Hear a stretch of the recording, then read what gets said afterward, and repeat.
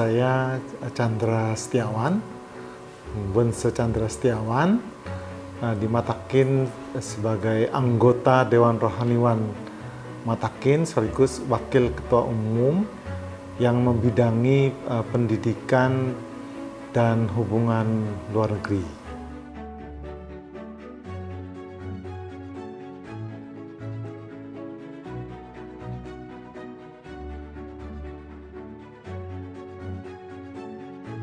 Matakin sudah membuat dua buku panduan berkhotbah bagi rohaniwan agar rohaniwan di dalam menyampaikan khotbah atau kita jangtau agama Konghucu itu memasukkan juga tentang lingkungan hidup dan perubahan iklim ini, ya.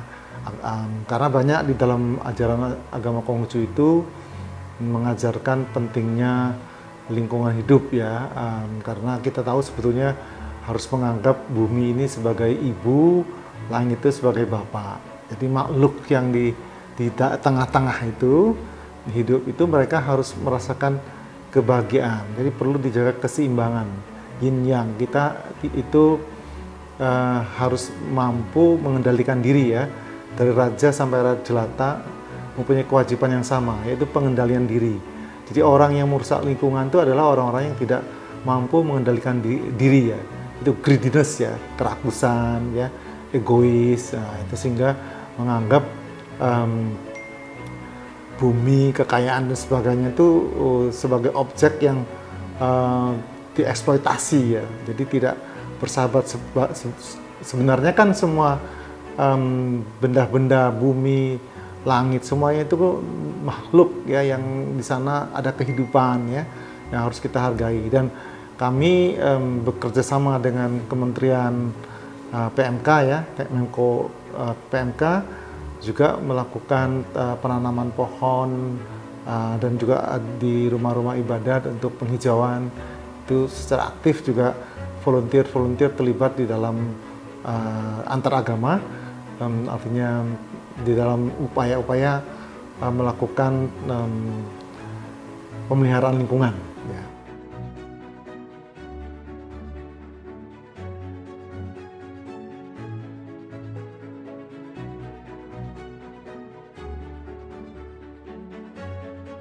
Ya, tentu seperti kita ketahui, ya, perubahan iklim itu seperti kita di Jakarta, kan saya kebetulan tinggal di Jakarta, kita udah merasakan, ya, dampaknya, ya, bagaimana polusi udara, dan saya seorang yang mudah alergi terhadap polusi, ya, polusi udara, kotor dan sebagainya. Oleh karena itu sangat terdampak sehingga mudah pilek akhir-akhir ini, ya, di Jakarta ini batuk karena udaranya kotor. Jadi juga saya pergi ke luar negeri, belum lama ini juga ke China, ke Korea, semuanya kan mengalami panas yang luar biasa, di luar normal, ya, suhunya ada yang mendekati 40 derajat atau lebih. Itu kan sangat kita rasakan, oleh karena itu manusia harus kembali kepada alam, ya, dan itu kita memang sekarang mau tidak mau harus bekerja sama, ya.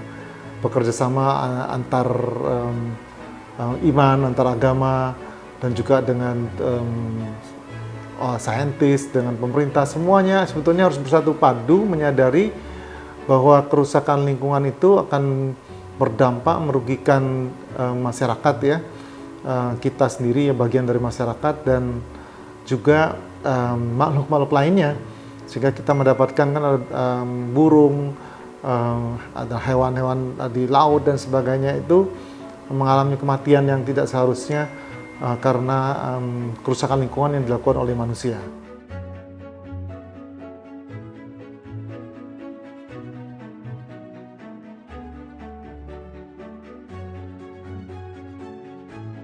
Ya, tokoh agama mempunyai peran sentral, ya.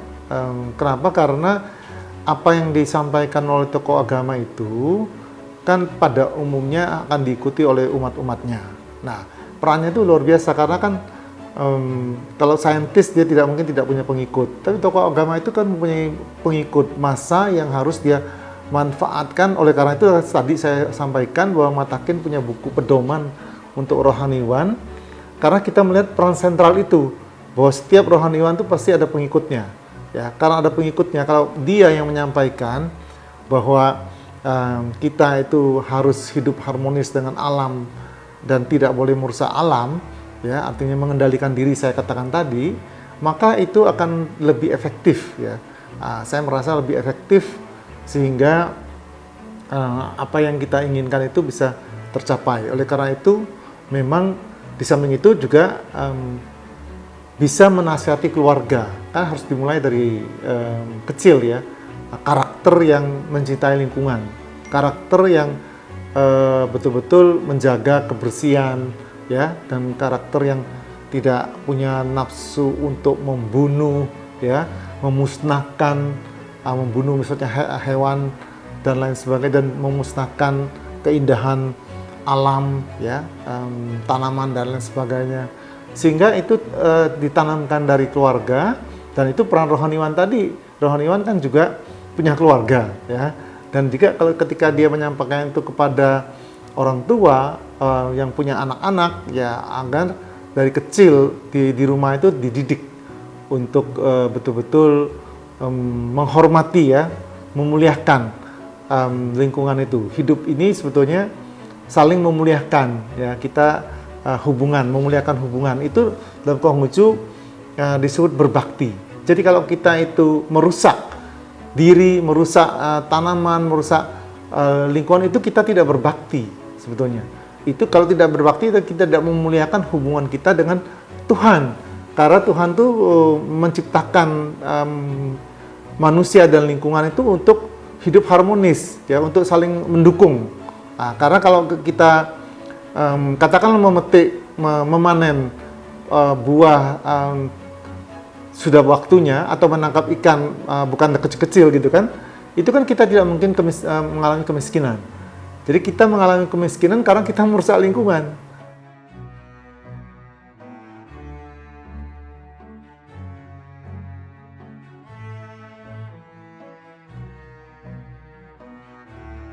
Ya, inisiatif yang dilakukan Majelis Hukama Muslimin, ya, Muslim Council of Elders, itu saya pikir sangatlah positif, ya. Dengan bayangkan saja seperti acara hari ini, mengikut sertakan ilmuwan, pemerhati lingkungan, agamawan di Asia Tenggara, itu kan sangat strategis, karena kita tahu kan, buktinya misalnya ada kebakaran hutan di Sumatera, itu kan tidak orang Sumatera, orang Indonesia saja yang mengalami penderitaan, ya, orang Singapura, Malaysia dan sekitarnya, dan kita semuanya kan saling ada perbatasan-perbatasan. Nah, apa yang dilakukan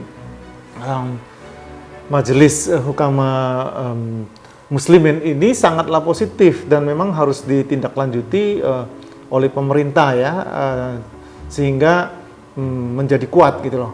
Artinya kalau rekomendasi atau deklarasi yang dibuat itu harus disampaikan kepada pemerintah, sehingga majelis ini artinya itu bersinergi, ya, bersinergi dengan pemerintah dan civil society yang tadi yang lintas agama ini, sehingga kalau kita secara bersama-sama tentu kita akan merasa lebih ringan, ya.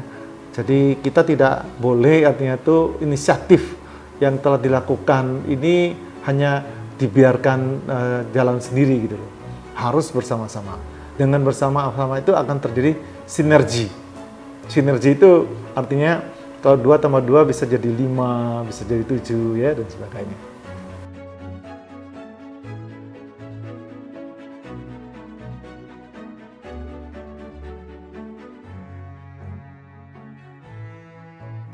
Memang dari segi pemateri itu sudah sangat baik, ya. Hanya memang karena waktunya sangat terbatas, sehingga jadi monolog gitu, ya.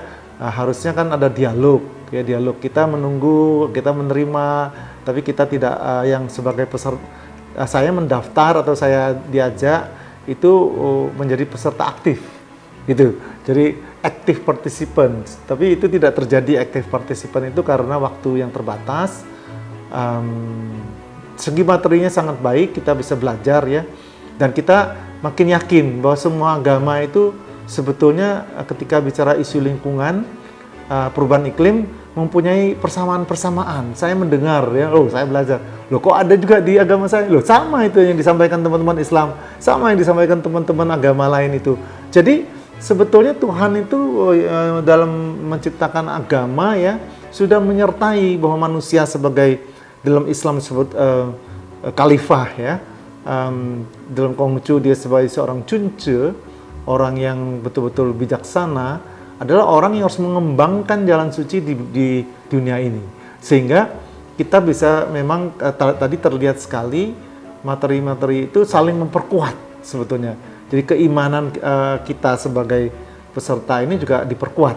Nah tadi itu kalau di lain kesempatan mungkin bisa di-extend atau extend sehingga ada kesempatan. Kalau di-extend 2 hari kan dibagi agak panjang, sehingga partisipan ini berpartisipasi betul, terjadi dialog. Nah, ada tukar menukar pengalaman. Itu saja yang jadi catatan. Tukar menukar pengalaman itu artinya tidak hanya one way, ya, tapi kan harus terjadi dialog.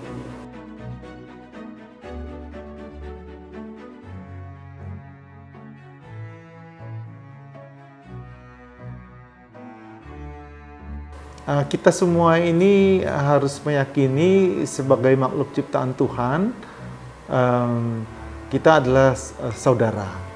Karena kita saudara, maka kita harus bahu-membahu, ya, bergotong royong untuk kembali menyadari selama ini kita sudah merusak ya alam itu karena egoisme kita, karena demi pertumbuhan ekonomi, tapi kita lupa bahwa apa yang kita lakukan itu banyak akhirnya menghancurkan umat manusia. Oleh karena itu, kalau kita orang-orang yang berperi cinta kasih, maka kita harus saling memperhatikan, ya, penuh empati kepada sesama manusia. Dengan demikian kita bisa kembali ke jati diri kita sebagai manusia yang punya hati nurani, bukan hanya kepada sesama manusia, tetapi bagaimana agar semua makhluk ini mendapatkan manfaat atas kehadiran kita di mana saja. Dengan demikian kebahagiaan akan meliputi semua makhluk. Terima kasih.